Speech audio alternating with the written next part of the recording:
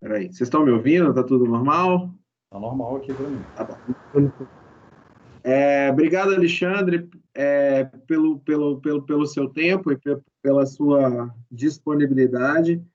Tem os alunos que estão chegando aqui ainda. À medida que forem chegando, eu vou admitindo todo mundo para a sala aqui. Eu preciso informar que para poder disponibilizar todo o conteúdo para os alunos que também estão com algum problema de acesso à internet. A gente está em caráter de exceção por causa do Covid, então é a primeira vez que a gente faz esse seminário de forma virtual. Acho que vai acabar sendo até uma lição para o futuro, né? Então, essa conversa ela vai ficar gravada e vai ser disponibilizada depois para os alunos também. Alexandre, se você tiver interesse na gravação para poder compartilhar, trabalhar esse material, é só você me falar e eu posso te passar, não tem problema nenhum. Show. Pessoal, o Alexandre,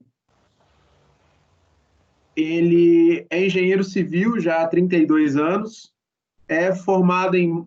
Ele tem um MBA em marketing pelo DMEC e uma formação em Master Coach pela SBC. E vai falar de um assunto muito importante aqui. A gente teve uma prévia, uma discussão rápida, quando a gente estava alinhando a ideia dessa conversa. E eu acho que, assim, quando estamos na engenharia, hoje, infelizmente, a engenharia ainda tem uma visão muito fechada em cálculo, matemática, e de repente a gente é jogado no mercado de trabalho sem ter uma noção do que é preciso para sobreviver lá. Então, acho que o Alexandre vai falar muito desse ponto. Alexandre, eu vou deixar a palavra com você.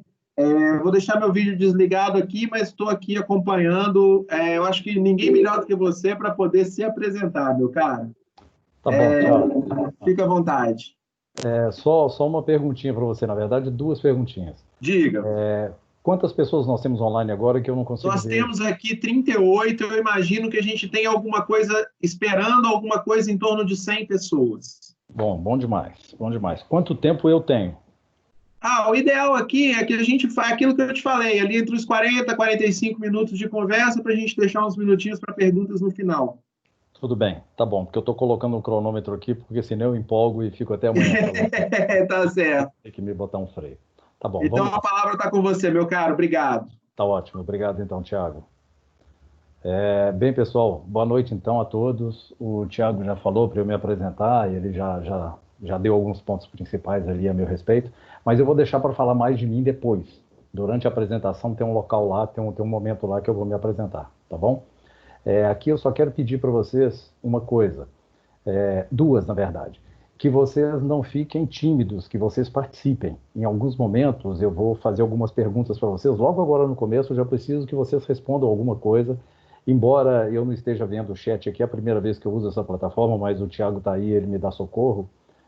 Eu preciso que vocês interajam comigo, até para não ficar uma coisa muito monótona, senão acaba ficando assim, é um monólogo, né? Só eu falo, vocês não participam. Perguntas, vocês podem lançar a qualquer momento no chat, que se for o caso, o Thiago faz a intervenção no momento que você colocar a pergunta, mas eu prefiro se você puder aguardar para fazer no final, que aí a gente deixa aí 5 a 10 minutinhos para poder responder. Respondo com prazer as perguntas que vocês tiverem, e não só perguntas, de repente algum contraponto, algum debate, alguém não concorda com alguma coisa que eu disser, porque a verdade absoluta aqui não tem, principalmente com esse tema, né? Alexandre e alunos, pode ser que nem todo mundo consiga acessar o chat por causa do acesso, de como foi feito o acesso. Então, nesses Ah, momentos em que você precisar de interação, pessoal, pode abrir o microfone e falar também, tá? tudo bem, beleza. Tá bom, então. Vamos lá, pessoal. A humanização da engenharia e a importância das soft skills para o sucesso do novo engenheiro. O Thiago falou, a gente teve uma conversa assim que durou mais de hora, certo dia aí, quando ele me fez o convite, e a gente discutiu muito para chegar nesse tema e principalmente no nome, no título desse tema. O que eu quero aqui com vocês é trazer um tema diferente e muito importante que vocês vão presenciar aí na sua vida, no dia a dia na engenharia, como ele já fez a introdução, a gente foca muito em questões racionais e questões técnicas que são aquelas do nosso dia a dia, que compõem o nosso dia a dia, que a gente gosta, senão a gente não estava fazendo engenharia, mas tem outras que não podem ser negligenciadas, tem outras que o momento de agora, né, e principalmente de agora para frente, independente de pandemia, considerando tudo que já vinha acontecendo no mundo, a gente vai falar disso daqui a pouco, que isso vai exigir de vocês, e é aqui o alerta que eu quero fazer. A primeira pergunta, vocês não precisam responder, a primeira pergunta que eu quero fazer para você é o seguinte: por um instante, olhe ao seu redor, mas de verdade, olhe ao seu redor. Em tudo que você vir nesse momento, a engenharia está presente. A engenharia está presente no computador, a menos que você esteja numa selva, que você esteja em alto mar, que você esteja... E mesmo assim, se você estiver em alto mar, você deve estar flutuando, tem a engenharia presente no bote, no navio, no barco, enfim, no que está te sustentando ali, muito provavelmente. Mas a engenharia, ela faz parte da nossa vida, ela está presente em tudo na nossa vida. Por isso que eu costumo dizer que nós, engenheiros, somos insubstituíveis e indispensáveis. Não que nós sejamos fodásticos, diferentes de todo mundo. Sim, a gente é um pouco diferenciado, mas a sociedade, a humanidade não pode prescindir da nossa presença. E a gente tem exemplos aí, principalmente no meu caso, que vem da construção civil, e muitos casos aí onde o engenheiro ele é dispensado por uma questão de economia que acaba se tornando um prejuízo muito maior. Mas vamos lá. Vamos falar então da humanização da engenharia, onde que eu quero chegar. Tiago, eu estou passando o slide aqui, mas parece que deu algum desvio. Dá um clique aí. Não, foi lá. Foi. Enfim, tá aí a Liga da Justiça. De repente, algum de vocês se enxerga na Liga da Justiça. Não precisa responder. Fica para você aí se você se enxerga ou não e em quem você se enxerga na Liga da Justiça. De repente, você se enxerga também nos Vingadores. Por que não? O que eu quero dizer com isso? Onde que eu quero começar? Nós somos humanos. Poucos desses super-heróis têm uma origem humana. A maioria deles não é humana. Só que a forma como a gente é tratado, em muitas das vezes, e aí eu vou dar o meu exemplo, eu já vou contando uma parte da minha história, a gente é considerado meio que um super-herói. Coloca-se na gente, engenheiro, uma carga muito grande, de uma expectativa muito grande em função do que é engenharia, do que a engenharia representa para a humanidade e muitas das vezes o que a nossa família, o que as pessoas ao nosso redor esperam da gente naquela função de engenheiro. Como se a gente fosse um deus, um super-herói por ser engenheiro. Eu vou contar uma pitadinha da minha história. Eu sou o filho mais novo de 4 irmãos e 3 homens e uma mulher. Os 3 homens são engenheiros, os 3 homens formados na Universidade Federal de Ouro Preto. Eu sou de Mariana, sou nascido em Mariana. Como o Tiago falou, tenho 32 anos de formado. Agora, imagina lá atrás, 40 anos atrás, 50 anos atrás, para os meus pais e para todos os pais daquela época, ter um engenheiro formado, e ainda mais em Ouro Preto, que é uma escola centenária, uma escola tradicional, era motivo de muito orgulho. Na verdade, eu queria ser engenheiro mecânico aeronáutico. Só que eu fiz escola técnica. Para eu ir para o ITA, que era o vestibular mais concorrido do Brasil, eu tinha que me preparar, eu tinha que vir para Belo Horizonte, ir para São Paulo, ir para algum outro centro, fazer cursinho especializado. Enfim, em 1982, não tinha a mínima chance da minha família bancar isso para mim. Eu tinha 4 opções: engenharia de Minas, engenharia metalúrgica, engenharia geológica, engenharia civil, e eu acabei indo para engenharia civil. Bem, mas vamos lá. O que eu quero dizer com isso? Eu coloco a primeira palavra aqui para vocês, para a gente discutir em cima dela. Paradigma. O que é um paradigma? Paradigma é um padrão. Paradigmas são aquelas coisas que são aceitas como verdades absolutas. E tem um autor que eu gosto muito, o nome dele é Stephen Covey, ele já é falecido. Ele escreveu um livro chamado Os 7 Hábitos das Pessoas Altamente Eficazes. Stephen Covey, ele tem uma definição muito interessante para paradigma. Ele fala que paradigma é a lente pela qual a gente vê o mundo. Ou seja, olha que interessante isso. Algumas pessoas, como a minha família, enxergavam que os filhos deviam ser engenheiros porque para a gente ser bem-sucedido na vida naquela época bastava que a gente fosse engenheiro. Muitos de vocês devem estar se formando agora e vocês já perceberam que não basta ser engenheiro. Não basta ter um diploma de engenharia. porque iguais a você tem mais de 1 milhão lá fora. Você precisa ter alguma coisa, alguma característica, alguma vantagem competitiva, algo que te diferencie no mercado, que faça com que a sua empregabilidade aumente, né? Para que você sim consiga o seu posicionamento, o seu lugar aí ao sol no mercado tão concorrido, a gente vai falar disso daqui a pouquinho. Então, ser engenheiro não é paradigma de sucesso, na minha opinião. E aí, pessoal, por favor, é a minha opinião, não significa que seja verdade, tá bom? É o que o tempo e a formação e a experiência me permitiram concluir. Eu trouxe uma definição, um conceito de paradigma que eu peguei no dicionário. Paradigma também é uma perspectiva coletiva de se conceber a realidade. Vamos trazer isso, então, para a nossa realidade. Para mim, o Messi é um paradigma de jogador de futebol. Não estou falando que o Messi é melhor do que o Neymar, do que o Cristiano Ronaldo, eu não estou comparando ele com ninguém, mas ele é um padrão de um jogador de futebol bom, bem-sucedido e que ganhou quase tudo na vida. Se eu não estou enganado, ele não ganhou o campeonato mundial aí de seleções, porque a Argentina não foi campeã desde que ele se tornou jogador. Enfim, mas aí, me ajudem, por favor. Se eu perguntar para vocês a respeito de um paradigma de velocidade, se alguém quiser pode interromper, pode abrir o microfone e falar, como o Thiago falou, paradigma de velocidade para aquelas pessoas, principalmente os homens que gostam muito de velocidade, de dirigir, enfim. Alguém se arrisca? Fica à vontade. Ayrton Senna.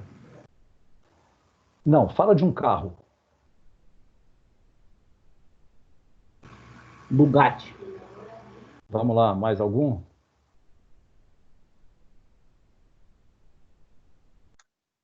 Eu tenho um paradigma no nosso mundo, Veloster. Não. Eu coloquei Ferrari. Tá em casa. Tá em casa, exatamente. Não foi à toa que eu coloquei isso aqui, Thiago. Então, pessoal, o que eu quero dizer com isso? Ninguém vai contestar que a Ferrari é um dos carros mais bonitos, mais velozes do mundo e que, muito provavelmente, muita gente gostaria de dirigir. Eu coloquei um Fórmula 1 aí, mas não significa que seja um Ferrari Fórmula 1. Pode ser um Ferrari esportivo, né? Um Ferrari aí de urbano, vamos chamar assim. E se a gente trouxer um pouco para o ambiente feminino e a gente falar de beleza feminina? Me deem, por favor, um paradigma de beleza feminina. Eu sei que certamente você pensou aí na sua mulher, na sua namorada, na sua filha, na sua mãe, ainda mais na semana do Dia dos Namorados aí, né? Mas vamos lá. Um paradigma internacional de beleza feminina. Alguém me sugere um nome?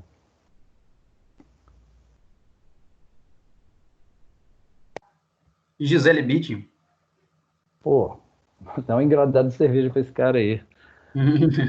Então, seguinte, são padrões que não necessariamente alguém, uma pessoa batizou e estabeleceu, mas são padrões que de tanto serem comentados se tornaram verdade. Só que a gente precisa tomar muito cuidado com os paradigmas, porque os paradigmas eles podem ser quebrados e nem sempre eles são aquilo que são, a gente vai falar disso daqui a pouco. Nós vivemos numa era de mudanças, ou numa era de mudança ou numa mudança de era. É um grande questionamento que muitas pessoas têm se feito. Na minha opinião, nós vivemos, sim, uma era de grandes mudanças e grandes transformações. Provavelmente, vocês já ouviram falar no termo VUCA. VUCA significa, traduzindo para o português, volátil, instável, complexo e ambíguo. Fala-se muito no mundo VUCA, no mundo, grosseiramente, no mundo bagunçado. Esse termo ele foi criado pelo exército americano na década de 70, quando o exército americano traçava estratégias para enfrentar os seus inimigos, que na grande maioria das vezes eles são voláteis, eles são instáveis, eles são complexos e ambíguos. Muitas das vezes, a gente trazendo, e esse termo ele veio trazido para o mundo dos negócios, a gente trabalha com o inimigo. O inimigo não necessariamente é o inimigo na essência da palavra, né? Mas aquele problema, aquilo que a gente há de combater no dia a dia, nós temos um mundo onde tudo acontece em muito pouco tempo e que trazem consequências muito grandes na vida da gente. Quem diria que há 6 meses atrás, 7 meses atrás, iria aparecer aí um vírus que ia causar o que está acontecendo no mundo nos dias de hoje, inclusive provocando para que a gente tivesse esse simpósio online, como o Thiago falou aí na introdução, né? Inclusive, eu fiz questão de colocar aqui as letras em cores diferentes, numa alusão aí, né, a uma minoria que no que diz respeito à opção sexual, né, a diferença aí de gênero, que também é uma coisa que, de uma certa forma, é novidade da forma como ela vem sendo discutida e como ela vem sendo tratada e aceita pela sociedade de uma forma geral, mas a gente não vai entrar nesse tema, é só para a gente poder fazer uma menção nessa situação. Nesse simpósio, eu vi pelas palestras que vocês vão participar aí durante toda a semana, vocês vão falar a respeito, ou vai ser tratado muito a respeito de engenharia 4.0. Engenharia 4.0 é um tema que faz parte do nosso cotidiano, principalmente para nós engenheiros. A gente não vai entrar aqui nesse tema, mas eu relacionei alguns pontos aqui só para que a gente chegue numa conclusão. De repente, a gente vê robôs autônomos fazendo parte da nossa vida, a gente fala de cibersegurança, de integração de sistemas, de internet das coisas, que aqui em Minas Gerais, não sei se vocês já ouviram o termo, mas a gente fala que aqui é trem das coisas, né? Porque para mineiro tudo é trem mesmo.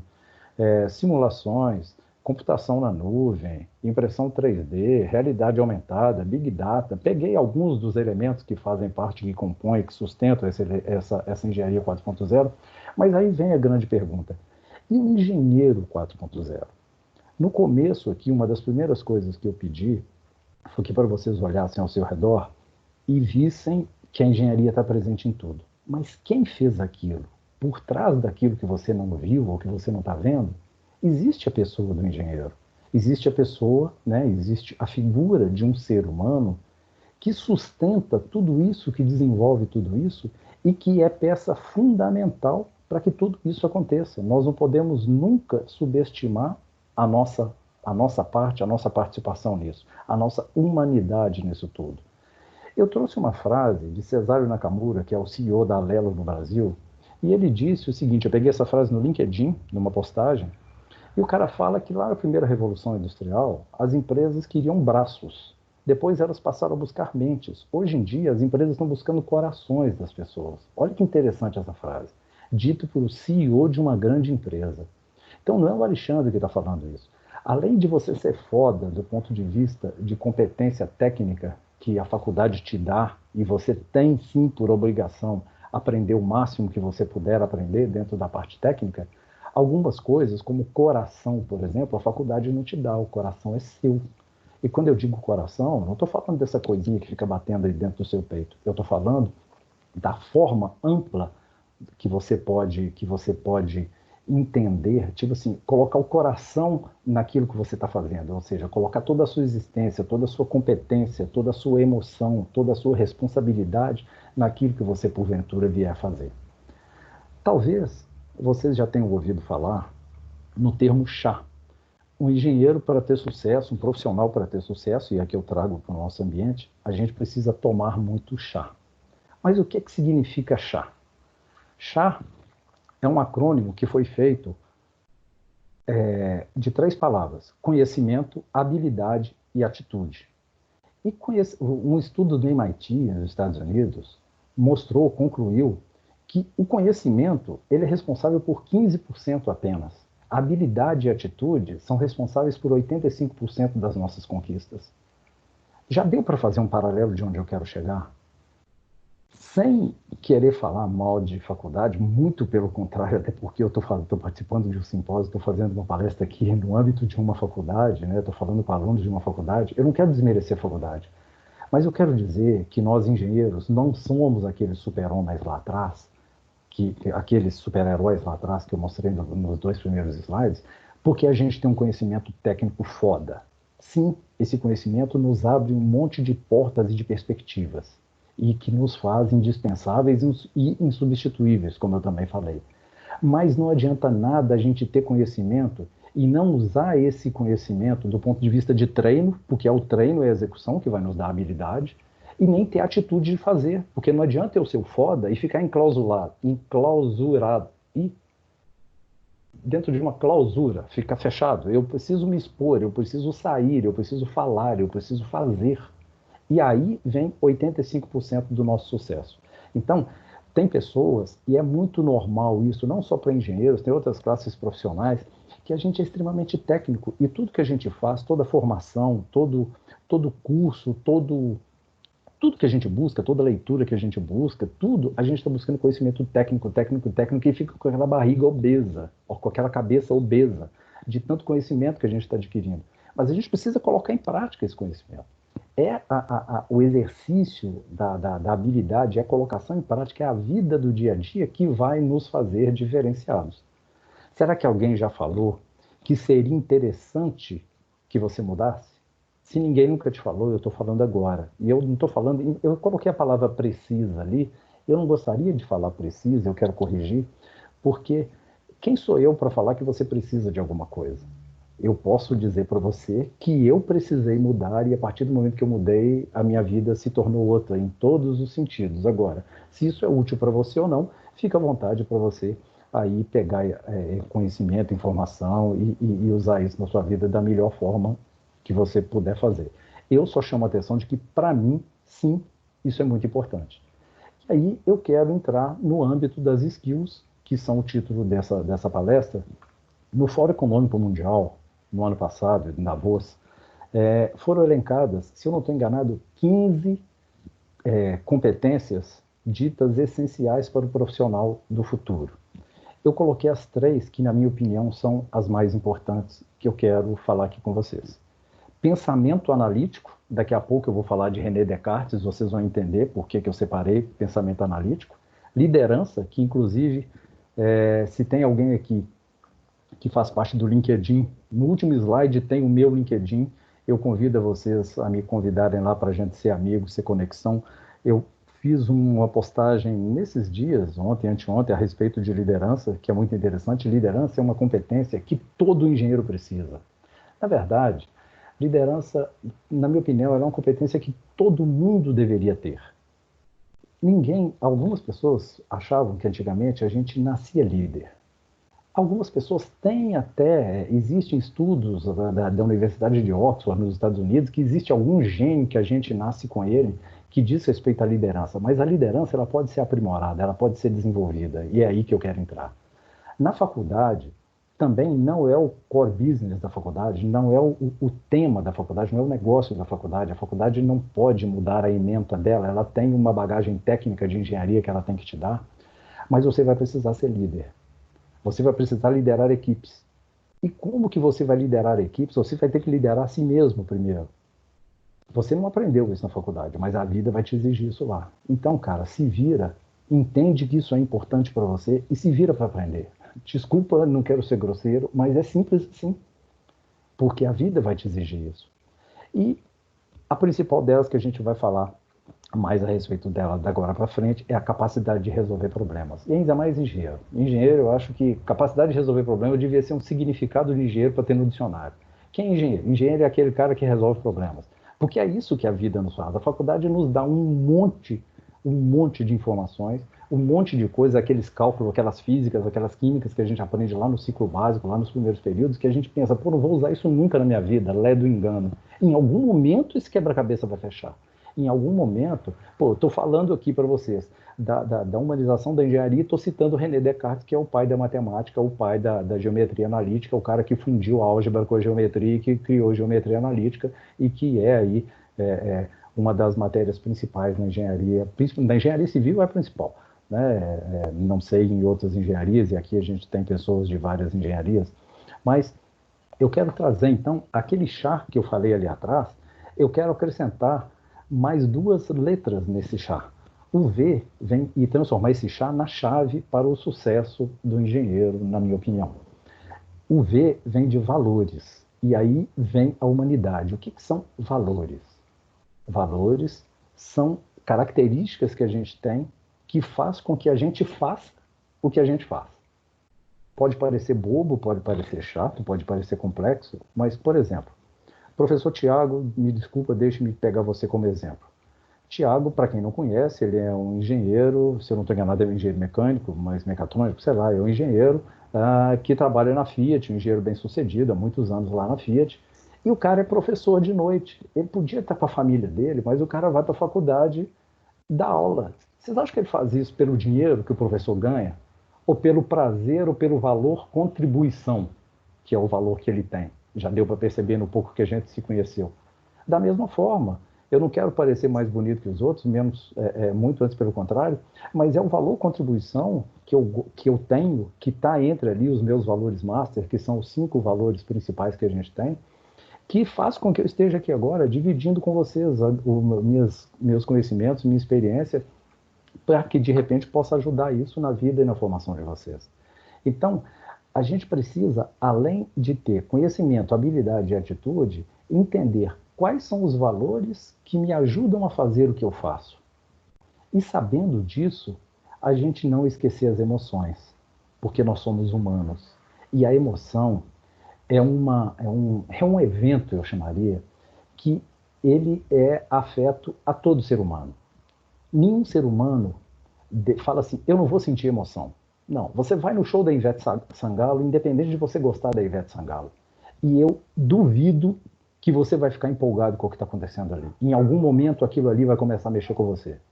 Independente de você gostar de axé. O que eu quero dizer é que as emoções, elas acontecem na nossa vida a partir de uma influência que a gente recebe. Por exemplo, aqui agora, eu estou influenciando vocês com um tipo de conhecimento que de repente não faz parte do seu dia a dia. Isso pode estar provocando em você algum tipo de emoção. Primeiro, no sentido de achar que, estou perdendo meu tempo, o cara está falando um monte de abobrinha. Ou então, de você pensar assim, que legal o que o cara está falando, eu vou passar a refletir mais sobre isso, a pensar sobre isso, e isso pode ser útil na minha vida. As emoções, elas acontecem, e a partir do momento que elas acontecem, naturalmente dentro do nosso cérebro, elas ativam uma coisa chamada pensamento, o pensamento ativa a ação e a ação ativa o seu resultado. Ou seja, você começa buscando um conhecimento e chega num resultado lá na frente em função do somatório, do investimento que você fizer, de tempo e energia para desenvolver cada uma dessas palavras que compõem aí a chave ou que começam a compor a chave aí do seu sucesso, ok? Então, eu trouxe 3 skills que eu penso que são muito importantes. Ser uma pessoa melhor. Alexandre, é totalmente abstrato. O que eu faço para ser uma pessoa melhor? Cara, dá bom dia pro porteiro, entendeu? Ser elegante do ponto de vista de ser educado, de ser empático, embora empatia é uma palavra que está tão batida agora, e muitas pessoas usam o termo empatia em diversos contextos e às vezes em algum contexto que ela não cabe da forma como deveria, do ponto de vista conceitual. Mas buscar ser uma pessoa melhor cada dia, buscar melhorar naquilo que você faz e que pode ser importante para a sua vida, para a vida das pessoas que te cercam, seja na família, seja na sociedade, seja no trabalho, no dia a dia. Opa! Inconformismo positivo. Eu não encontrei outra palavra, eu confesso que procurei uma outra palavra que se adequasse melhor a isso, mas, esse inconformismo positivo, eu quero dizer que não é aquela pessoa chata, aquela pessoa que grita, aquela pessoa que reclama, é inconformada com tudo que está acontecendo. Muito pelo contrário, por isso que eu coloquei o positivo ali. Mas é aquela pessoa que ela não concorda, ela não aceita em ver alguma coisa que não é interessante, seja do ponto de vista dela, ou do ponto de vista daquele meio, da sociedade onde ela está, que faz parte do círculo de influência dela, daquilo que cabe, que compete a ela agir, e ela fica calada. É alguém que vê, vou pegar uma situação aqui, alguém que vê alguma coisa, alguém sendo maltratado, alguém furando fila, por exemplo, no banco, alguém fazendo alguma coisa que foge os padrões, e você fica quieto porque, não é com você, tipo assim, alguém roubou a bolsa de alguém ali do lado, na rua, você viu isso, seja no ônibus, enfim, não importa. Não é comigo. Não, peraí, qual que é o seu papel de cidadão? Qual que é o seu papel de ser humano nesse sentido? Se você vê alguma coisa acontecendo, por que você não pode, alguma coisa errada acontecendo, por que você não pode se posicionar e manifestar de que aquilo não é interessante, que aquilo poderia não acontecer daquela forma?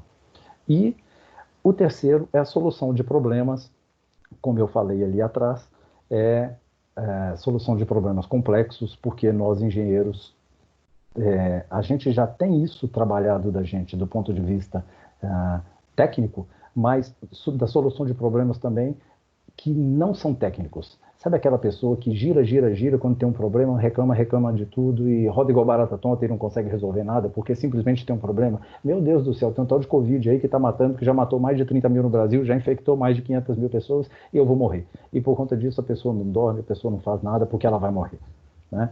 Então, identificação do problema para solução de problema, e aí é sobre isso que a gente vai falar e eu quero focar nesse último aqui, que é um tema que eu gosto muito, é sobre isso que a gente vai falar. Só que a gente vai falar de todos os três, mas eu vou dar mais ênfase para o terceiro, tá bom? Vamos imaginar que esse cara aí do meio, que ele é um engenheiro. E um engenheiro trabalha muito o QI, né, gente? O quociente intelectual. Todo engenheiro trabalha muito a sua mente, trabalha muito a sua inteligência. E, como o Thiago falou, eu também falei, a gente busca muito questões técnicas e acaba esquecendo e negligenciando outras situações da nossa vida. Eu quero aqui fazer menção que nós somos 4 em 1.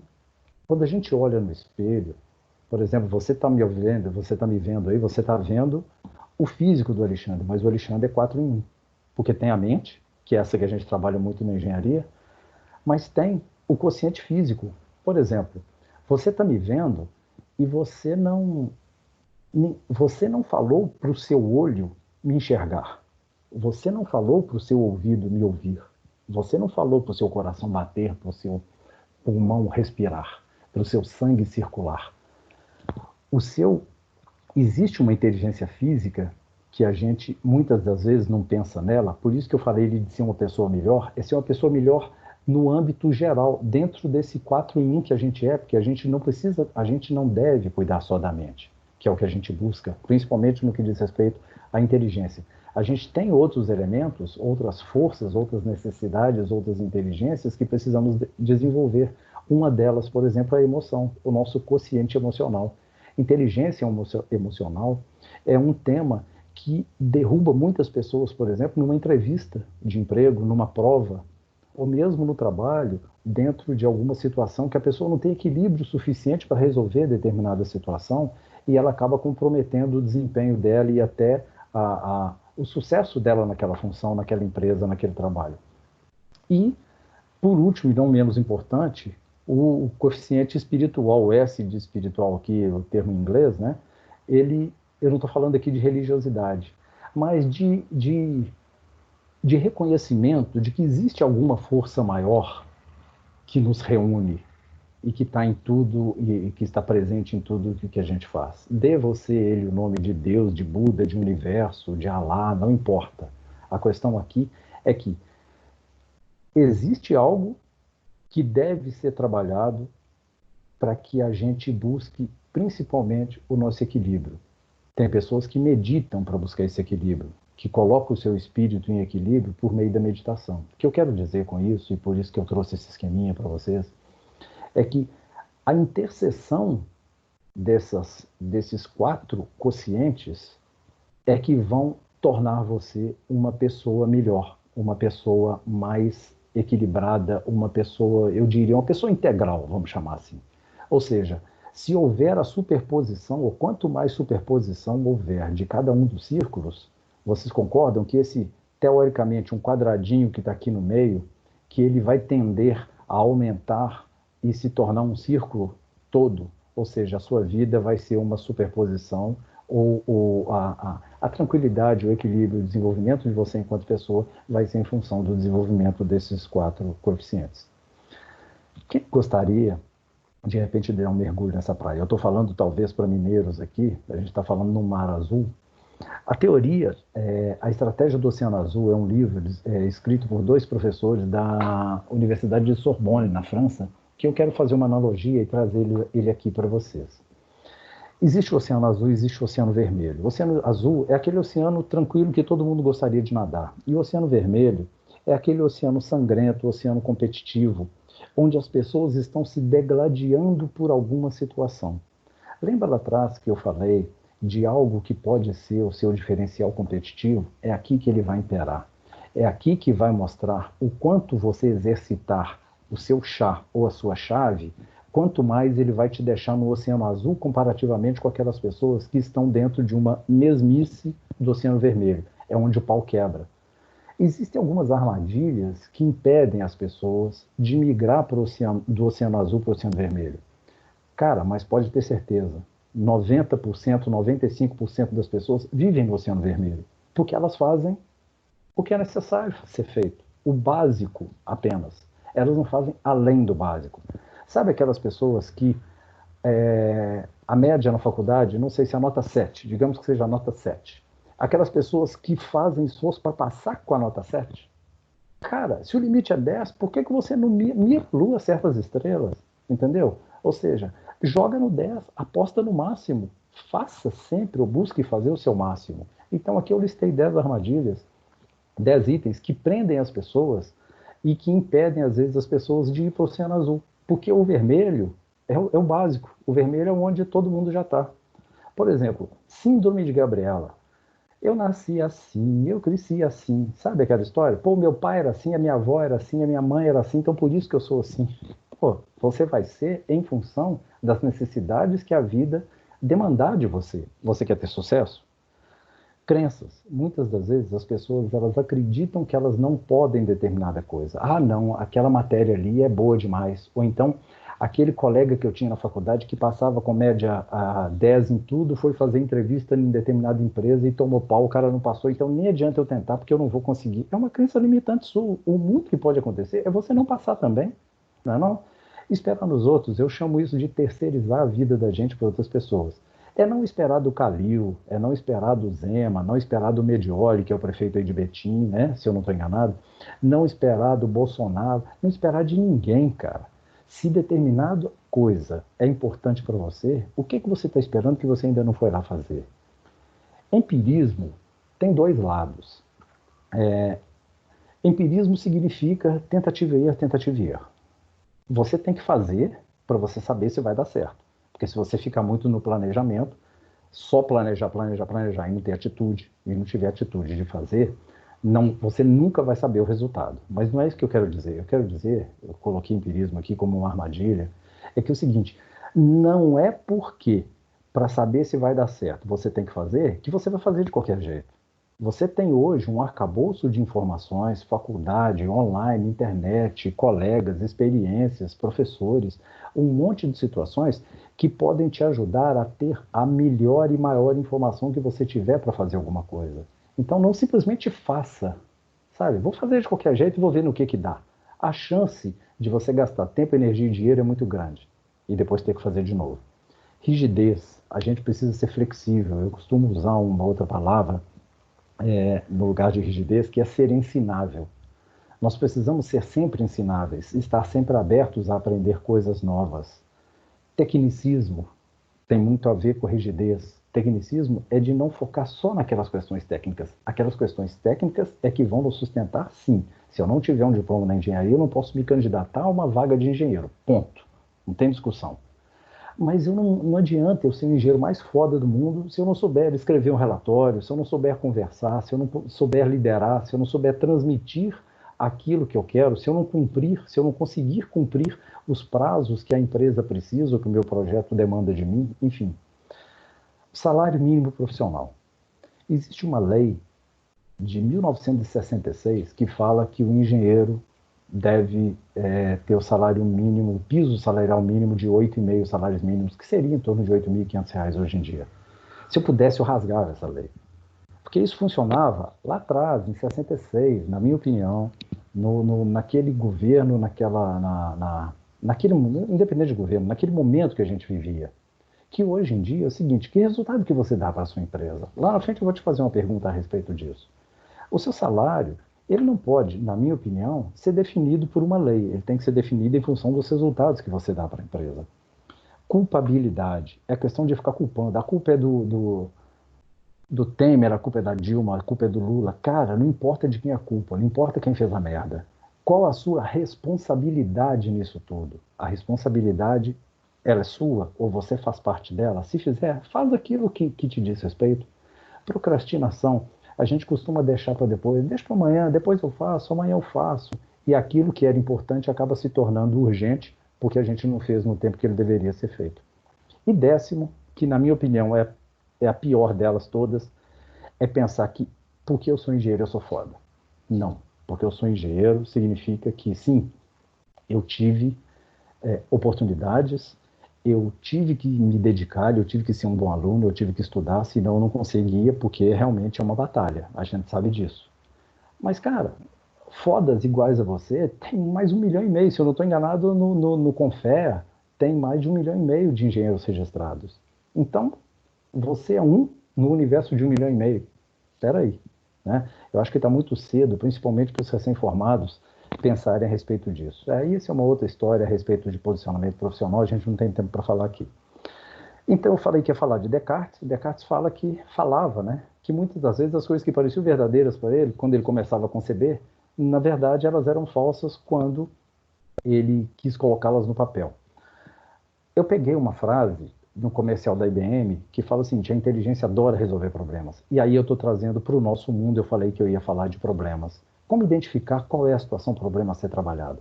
Muitas pessoas, quando se veem diante de um labirinto desse, eu falei ali, cisca, roda igual barata tonta, acha que elas têm o maior problema do mundo e não sabem o que fazer. Um camarada que viveu no século I, o nome dele é Epicteto, deixou um legado muito interessante que ele falava o seguinte, não são as situações, né, não são os problemas a pior coisa que pode acontecer para o homem, e sim a forma como a gente reage a esses problemas, a forma como a gente reage às situações. Descartes, dentro da teoria dele, ele nos ensina a resolver os problemas da seguinte forma: verificar evidências reais sobre o problema, ou seja, o que está acontecendo. Depois, analisar e dividir esse problema em problemas menores. Resolver cada um desses problemas menores. Depois, sintetizar tudo isso e depois enumerar todas as conclusões e princípios para manter a ordem de pensamento. Ou seja, listar tudo o que foi feito, até para se lembrar depois ou passar para outras pessoas. O cara falou isso no início do século XVII. Eu trouxe aqui para vocês 6 pontos a respeito, 6 pontos que desde que eu aprendi essa lógica, eu uso isso para resolver qualquer tipo de problema na minha vida. E funciona muito, é muito eficaz. Identificação do problema. Qual a natureza do seu problema? Primeiro, você precisa entender de onde vem esse problema. Ele é de ordem relacional, financeira, de saúde, privação de liberdade? Onde que o seu problema se classifica? Qual o pior futuro que pode acontecer para você se aquele problema persistir? Seja brutal com você, seja cruel com você. Não fica com mimimi, não. A pior coisa que pode acontecer lá no futuro, independente de quantos anos, quanto tempo dura esse futuro, se você não resolver esse problema, se esse problema perdurar com você. Agora volta para a realidade. Você vai ver que o bicho não é tão feio assim. Hoje você é uma situação e o problema é lá na frente, caso aquela situação perdure, caso ela aconteça, aquilo pode acontecer com você. Então você já sabe que você está numa realidade muito diferente. E aí existe uma teoria chamada Minimax, que é o seguinte: minimize ao máximo, é o que Descartes falou, da gente dividir, estratificar tudo. Pegue problemas diferentes, de que forma que você consegue minimizar aquele monstro daquele problema em situações menores.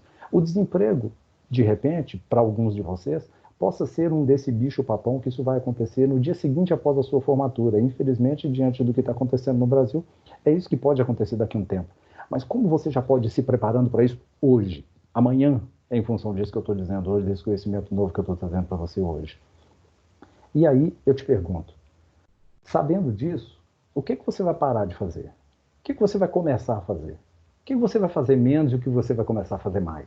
Eu estou colocando 4 ações aqui para você. E por fim, que competências você precisa para você desenvolver cada uma dessas questões que você estratificou, ou seja, cada um desses probleminhas que você está resolvendo e que vão, uma vez agrupados, se consolidar na solução do problema maior.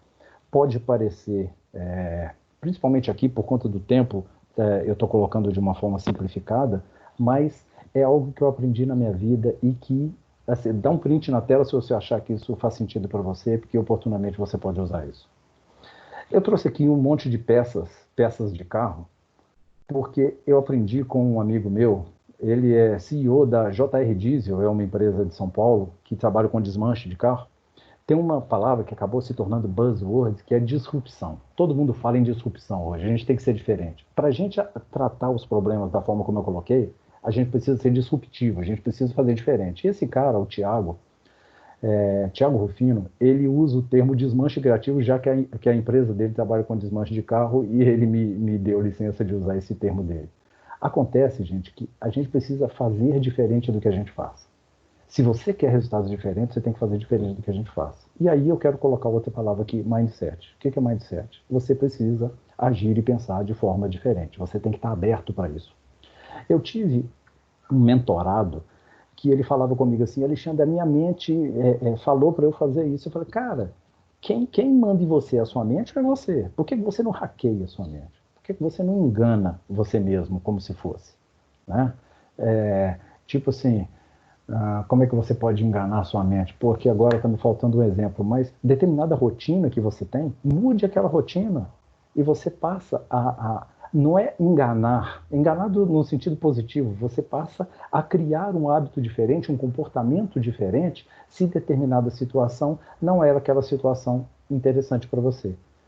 Para isso você precisa entender de quem é a responsabilidade, e eu acho que a responsabilidade é daquela pessoa que você vê quando você está de frente do espelho. O que eu aprendi na minha vida e que você pode aplicar na sua? Eu falei, Thiago, que iria fazer minha apresentação mais à frente, e a gente está caminhando para o final. Eu brinco que quando eu nasci, minha mãe me colocou num trem que eu chamo trem da minha vida. É o trem que passaria pela Universidade Federal de Ouro Preto, que me faria engenheiro e que, enquanto engenheiro, ia me levar para uma estação felicidade, onde eu ia ser feliz por ser engenheiro. Por que eu falo trem? Porque um carro, você está numa estrada, você dá seta para a direita, para a esquerda e você muda o seu caminho, se em determinado momento você mudar de opinião. O trem não, o trem tem origem e destino definidos. E o trem vai nos levando na vida da gente, se a gente não tiver cuidado, para caminhos que a gente não quer. Enquanto engenheiro, me ensinaram que eu devia ser eficiente. Um engenheiro eficiente é aquele cara que faz o que tem que ser feito no tempo preciso, com o menor recurso possível, com a maior economia possível, dentro de técnicas de segurança, etc. e tal. Mas não me ensinaram que eu tinha que ser eficaz. Eficiência e eficácia são palavras muito parecidas, eu brinco que são palavras primas. Enquanto uma significa fazer bem feito, outra significa fazer a coisa certa. E trazendo para o trem da minha vida, eu cheguei à conclusão que muitas das vezes eu fazia bem feito uma coisa que estava me levando para um caminho que eu não queria, que eu estava fazendo uma coisa errada. Eu vivia muito dentro de uma racionalidade, 2 vezes 2 é igual a, para todo engenheiro, é 4. Ponto, acabou. Pergunta para um contador. O contador vai responder assim, mais ou menos 4. Pergunta para um advogado, ele vai te responder, quanto você quer que seja? E a gente é muito rígido, sabe? 4. Então essa racionalidade, a gente precisa tomar cuidado com ela, que no fim de 2015, eu vi que eu estava sobrevivendo enquanto eu podia viver. Porque eu estava preso dentro de um trem que eu entrei nele 28 anos atrás.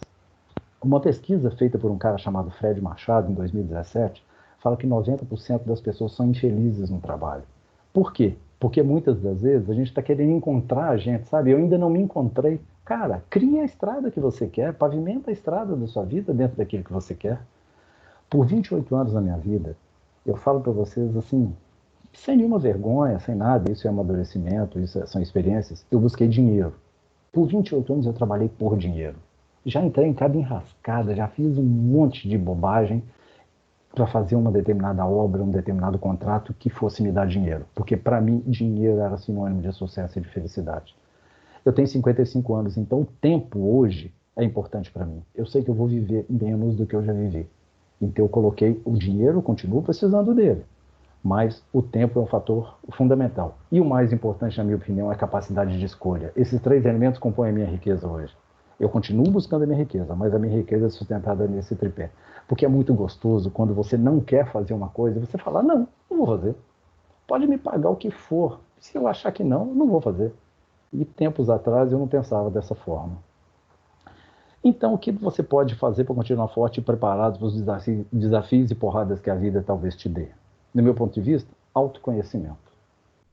Ponto.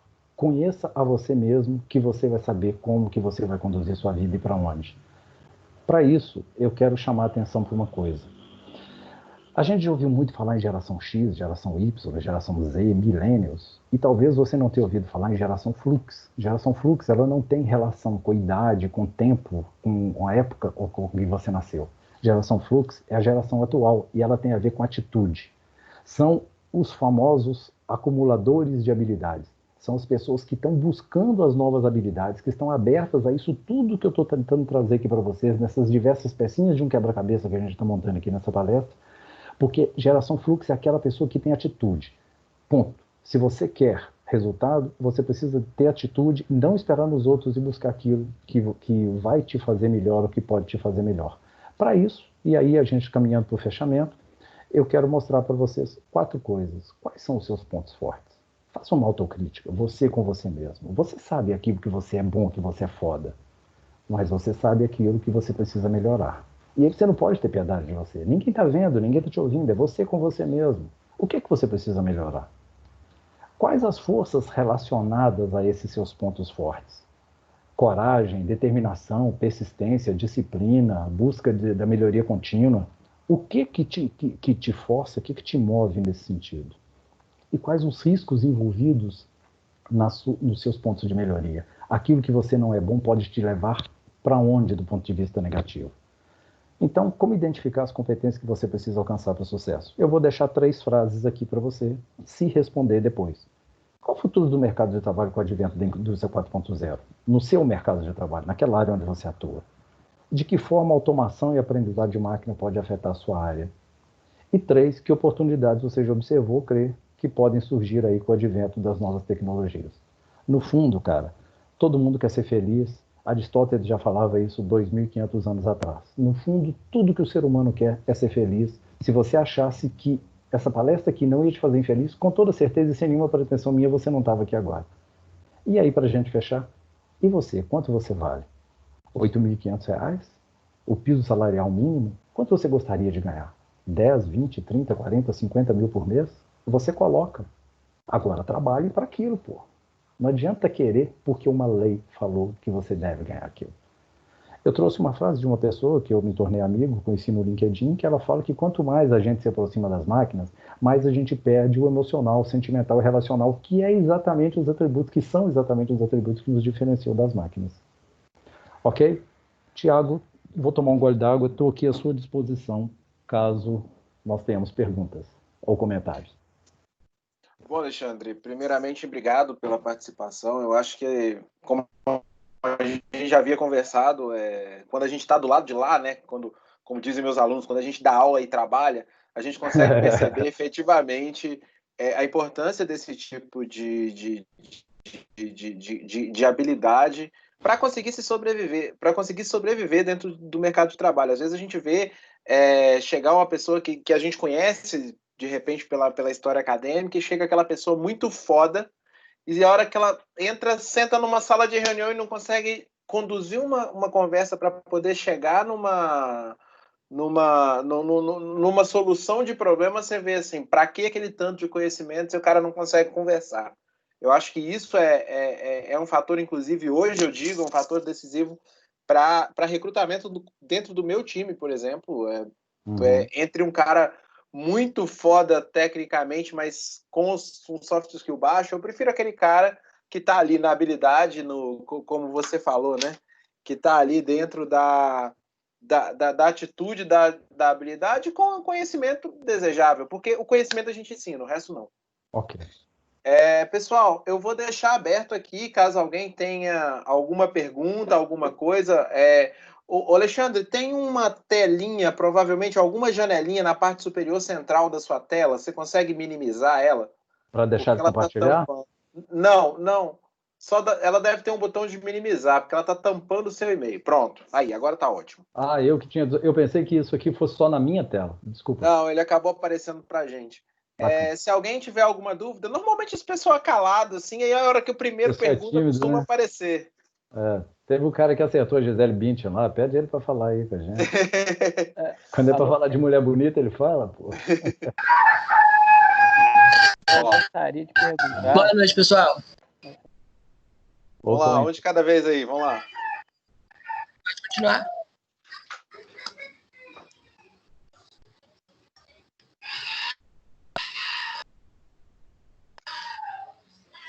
Ok. Eu só tenho uma pergunta. No começo da sua palestra, você falou que você estava sonhando, seria um caminho. E por fim, você acabou indo para engenharia civil, devido a algumas restrições. Quem tá falando é o Igor? Tá dando interferência para mim, Thiago. Não sei se O Igor, tá picando muito a sua voz. Vamos tentar falar de novo, um pouco mais pausado. Caso não dê, se você quiser escrever a sua pergunta, se você tiver acesso ao chat aí, porque tá meio que picando, parece que por conexão. Desliga a sua câmera, Alexandre, pelo menos enquanto ele estiver falando, que a gente dá uma salvada na banda de transmissão também. Tá. Vai lá, Thiago, de novo. outra coisa. Se não der, pode me mandar e-mail que eu respondo depois, tá? Tá bom. Mas vamos lá, Juan. Tá ouvindo melhor agora? Melhorou. Melhorou. Fala mais devagar um pouco, tá? Eu falei que no começo da sua apresentação, desculpa, eu não me recordo agora, mas você falou que tinha vontade de seguir um caminho, que era a sua mas que por algum motivo você resistiu. Em algum momento dessa trajetória você escolheu. Ó, a gente conseguiu ouvir em algum momento dessa trajetória. É porque eu optei por fazer engenharia civil, embora eu não quisesse, alguma coisa nesse contexto, mas eu não entendi bem. Vamos lá de novo, Igor. Em algum momento dessa trajetória...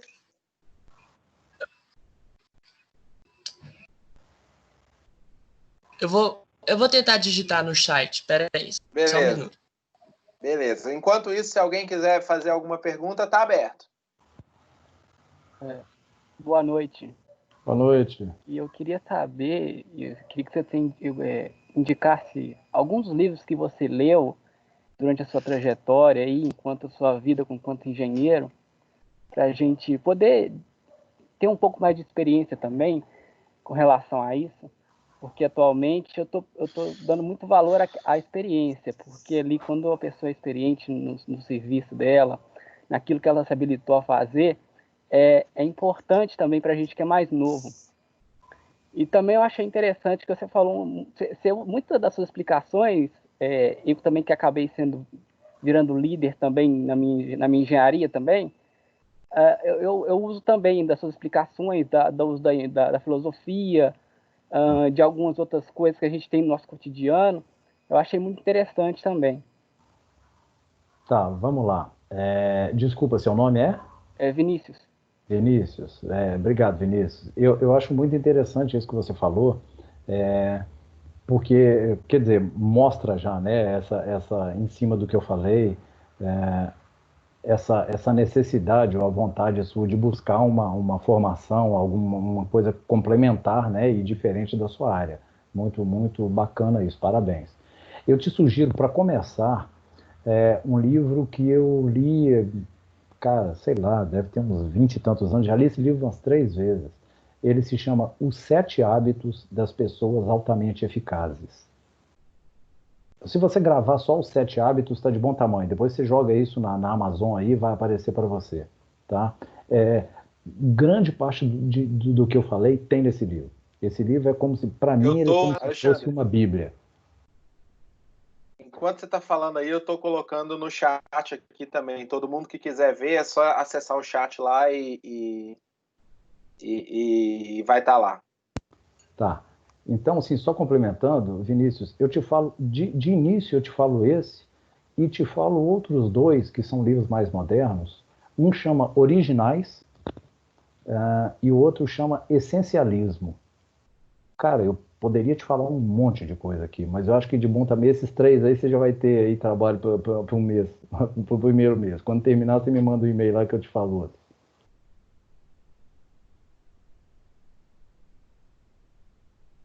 Mais alguém? A pergunta do Igor não chegou ainda também não, hein?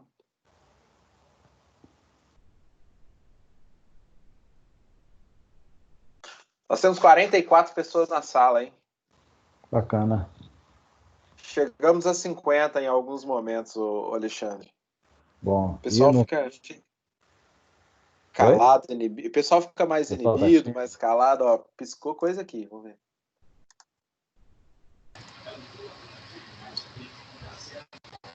Tiago, eu não consegui acessar o chat, não. Yuri. Mas... É Yuri ou Iago? Yuri. Igor, desculpa. Igor, vamos lá. Igor. Pega só o finalzinho da sua pergunta. Eu acho que eu já entendi mais ou menos o contexto. O fato de eu não querer fazer, o fato de ter acabado por livre e espontânea pressão, ter escolhido uma daquelas 4 ali e tal, mas onde você quer chegar? Nessa minha jornada aí, se em algum momento eu quis mudar, Sim. é isso que você ia falar? Se em algum momento você se arrependeu. Não, vamos lá. Uma coisa que eu costumo dizer é o seguinte, cara, eu amo engenharia. Eu amo principalmente engenharia civil. Uma coisa que me deixa apaixonado com engenharia civil são pontes e viadutos. Não por acaso tem a ponte estaiada de São Paulo no slide de capa dessa palestra aqui. Porque são obras, assim, do ponto de vista da engenharia, para mim, elas são maravilhosas. Eu sou muito, isso é da minha natureza, da minha formação. Sabe um ditado assim, tá no inferno, abraça o capeta? Cara, o que eu tinha para aquele momento era engenharia civil. Eu não tinha opção de fazer outra coisa. Então eu entrei de cabeça naquilo que eu tinha que fazer. E fiz o melhor que eu pude fazer naquilo que me foi apresentado, que era a situação que eu tinha. E eu acabei gostando muito e trabalhei 28 anos nessa profissão. 28 anos depois, que foi em dezembro de 2015, eu brinco que eu saltei do trem. Se você entrar no LinkedIn, num post que eu fiz hoje, está explicado lá por que eu deixei engenharia em 2015. E eu falo aqui, não tem problema.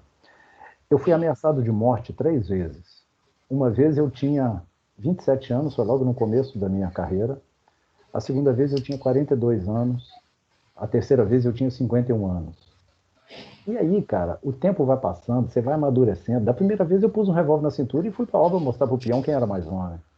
Da segunda vez eu contratei um segurança. Da terceira vez eu falei, cara, não vou encarar isso mais, estou velho, eu quero mais ser feliz, eu vou dedicar minha vida para fazer outra coisa. Tenho a minha família que eu gosto, que eu curto, que depende de mim, com quem eu quero viver muito mais tempo e eu passo a dar outros valores, lembra lá da chave? Outros valores para minha vida. E entendeu? Independente do quanto eu estava ganhando ou deixando de ganhar, isso não vai me fazer mais feliz e a minha vida vale mais do que um peão me meter uma bala na testa e pronto.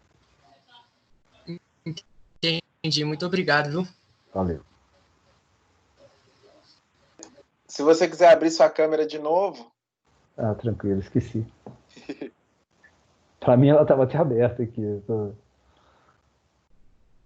Pessoal, mais alguém? A turma fica inibida. Boa noite a todos. Boa noite. O Alexandre falou no início, eu até falei da Gisele Bündchen, ele falou que eu sei falar de mulheres bonitas e falar de alguma coisinha a mais também. Ele é o Vitor, tá, Alexandre? Vitor, tá bom. Seja bem-vindo. Beleza.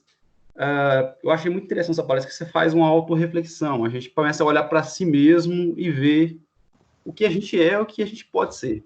Essa é a ideia. E a gente traz essa autorreflexão e vê, no fundo a gente sabe o que a gente está errando e o que a gente está acertando. Mas às vezes você falou, a gente acaba não fazendo o que tem que ser feito. E o legal dessa palestra foi isso, entendeu? E é basicamente isso que eu queria dizer. Posso te fazer uma pergunta? Pode, sim. O que é que você tira de lição? Eu tiro de lição. Se não quiser responder, fica à vontade. Não, beleza.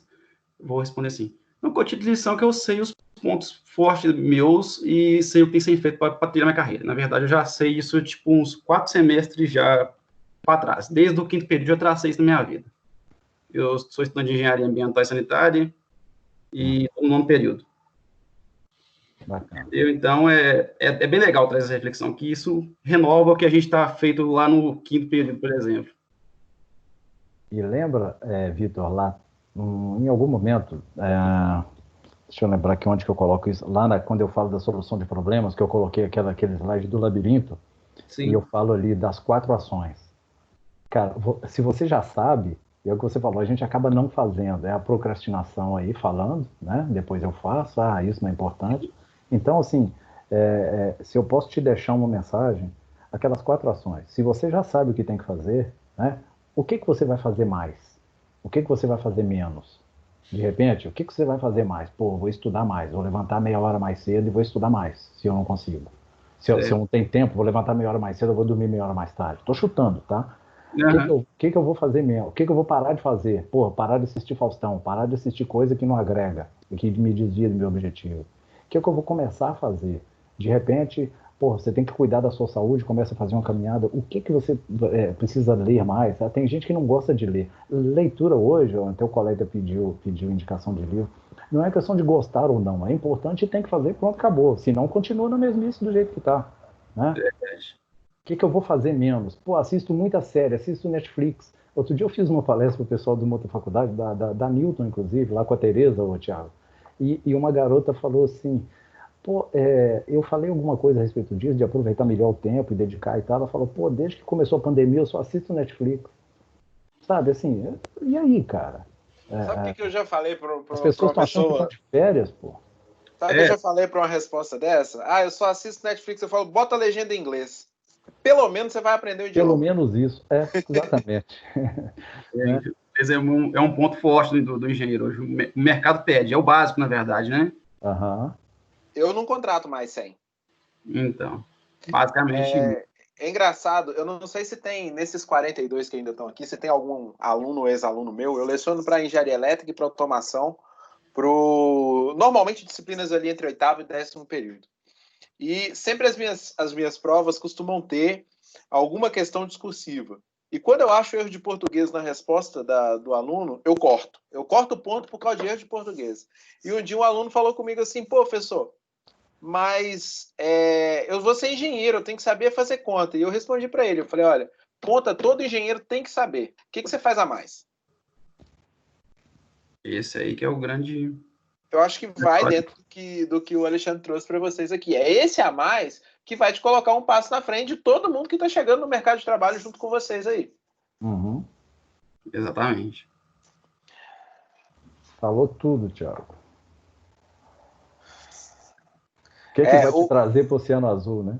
O fazer conta tipo, para o engenheiro, desculpa a sinceridade, mas não é mais que obrigação, né? Porra, claro. Mais alguém? Vitor, obrigado. Se tiver mais alguma coisa para colocar.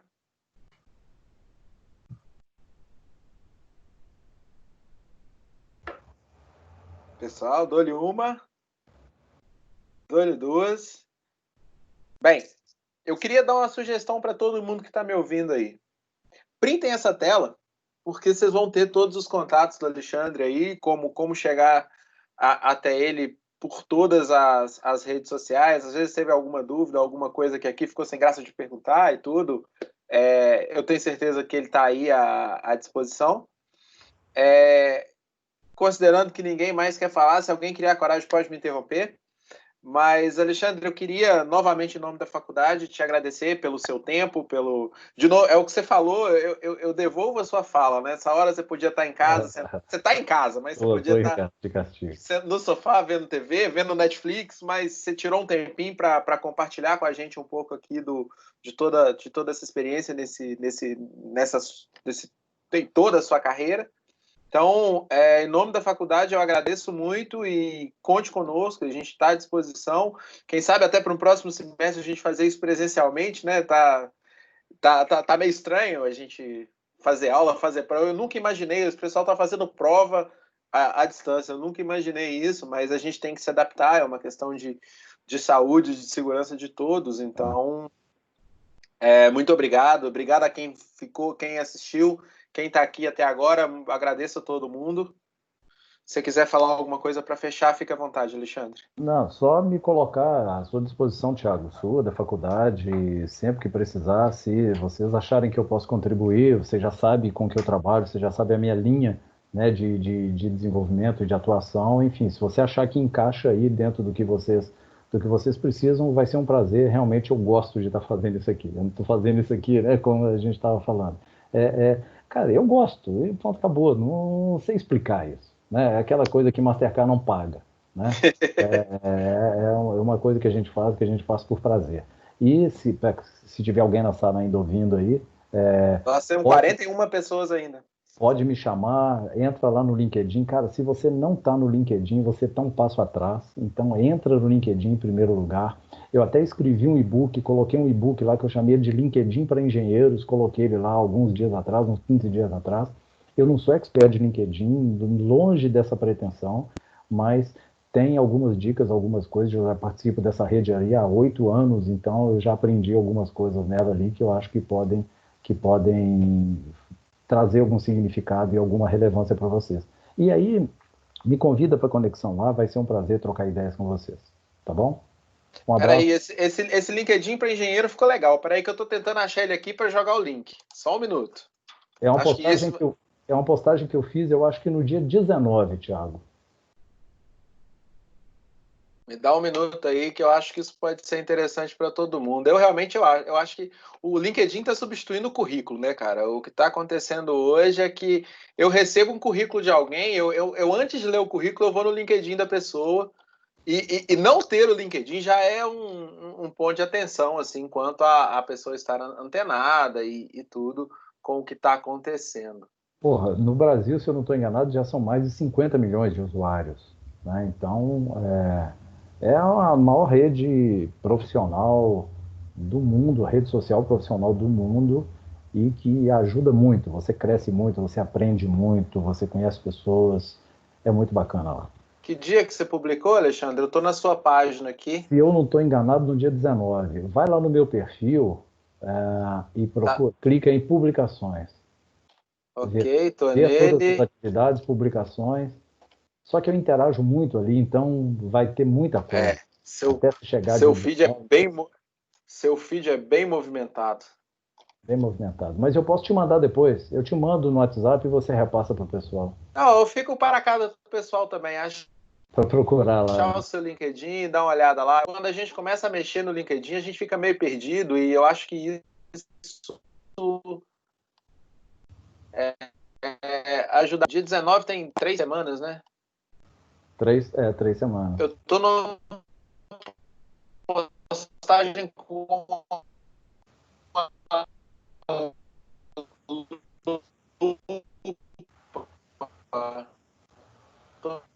uma postagem com uma lupa que tá Uma lupa? Não. Então foi depois da lupa. Foi depois. É mais novo que a lupa. Eu estou procurando aqui no LinkedIn. Deixa eu botar minha tela aqui. Você achou já aí ou não? Sim. Eu achei e perdi.